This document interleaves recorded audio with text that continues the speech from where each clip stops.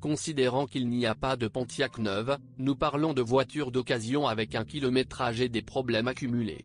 Il n'y a aucune plainte concernant la conception externe. Tous les défauts sont cachés dans le composant technique, et c'est effrayant. Suspension rigide. Jusqu'à 140 km/h, la voiture se comporte bien, mais on constate ensuite une baisse de puissance notable. Vibe n'est pas une voiture rapide. Tous les propriétaires constatent une mauvaise isolation phonique.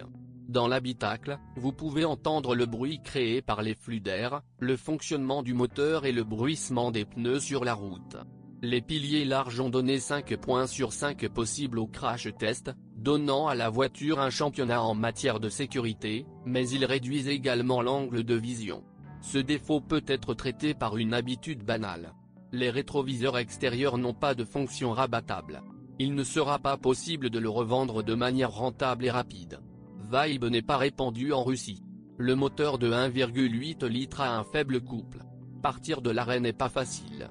Soit la voiture s'éloigne brusquement, glisse, soit elle démarre lentement et pensivement. La version à transmission intégrale n'a pas cette faiblesse. Les véhicules à traction intégrale sont équipés de l'ABS, mais ils le sont rarement autrement. Les seuils en plastique collectent la saleté. La réparation et l'entretien, d'une part, ont un avantage et c'est le moteur Toyota, que tous les maîtres connaissent. Mais si vous dites que des pièces sont nécessaires pour une Pontiac Vibe, alors le vendeur ou l'employé de la station-service sera stupéfait. Il est plus facile d'entamer la conversation avec la Corolla, analogue de la deuxième génération, ou la Matrix, première. Sur la base de la durée de vie, les défauts de carrosserie nécessitant un soudage sont déjà visibles. Un rappel massif de 200 000 unités Vibe a été associé à un défaut identifié dans l'unité de commande électronique, qui a provoqué des pannes fréquentes et des arrêts soudains du moteur. On ne sait pas combien de ces machines restent parmi les consommateurs. Parmi les faiblesses de la Pontiac Vibe figurent les suspensions.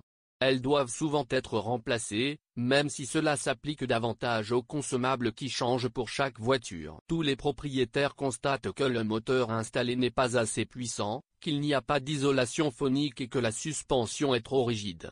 Les voitures américaines arrivent sur le marché russe après des accidents et des inondations, elles ont un kilométrage élevé, mais elles ont un moteur Toyota de race pure, ce fait compense en partie l'échec général.